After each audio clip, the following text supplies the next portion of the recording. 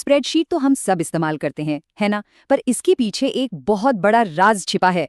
चलिए, आज उसी राज को जानते हैं। ये हमारे रोज के काम ऑर्गेनाइज करने का एक आसान तरीका हो सकता है, या फिर एक पूरे लर्निंग सिस्टम का बेस जो कोर्स और यूजर्स दोनों को मैनेज करे। और तो और, ये एक ऐसा सिक्योर डेटाबेस भी बन सकता है जो ऑफिशियल डॉक्यूमेंट्स को वेरीफाई करे।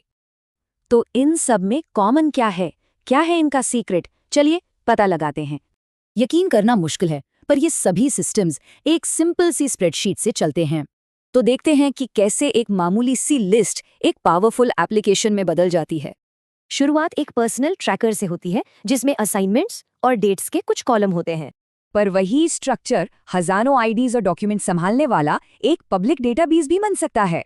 और ये सिर्फ कोई थ्योरी नहीं है, असल में इसका इस्तेमाल वेरिफिकेशन सिस्टम्स में हो रहा है। इतना ही नहीं, कई स्प्रेडशीट्स को जोड़कर एक पूरा इंटीग्रेटेड सिस्टम तैयार किया जा सकता है। जैसे एक शीट में किसी लर्निंग प्लेटफॉर्म के सारे यूजर्स का डेटा हो सकता है, और उसी सिस्टम की दूसरी शीट में सभी कोर्सेज की पूरी जानकारी रखी जा सकती है। लेकिन असली मैजिक तब शुरू होता है जब स्प्रेडशीट डेटा पर एक्शन लेना शुरू कर देती है।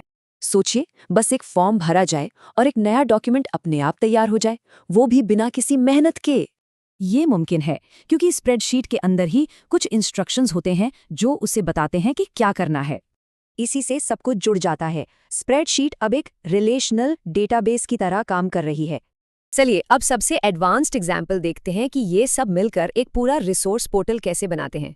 यहाँ मेन रिसोर्स टेबल में हर कोर्स की एक कैटेगरी आईडी है। ये आईडी सीधे कैटेगरी टेबल से लिंक होती है, जो बताती है कि उस आईडी का मतलब क्या है। इसी तरह रिसोर्स, यूजर्स और बाकी सब जानकारी अलग अलग टेबल्स में आईडीज के जरिए जुड़ी रहती है। तो स्प्रेडशीट सिर्फ नंबरों का ग्रिड नहीं है, ये पावरफुल डेटा ड्रिवन एप्लीकेशंस बनाने का एक जबरदस्त टूल है। ये एक खाली कैनवस जैसा है जिसे भरने के लिए बस एक आइडिया की जरूरत है।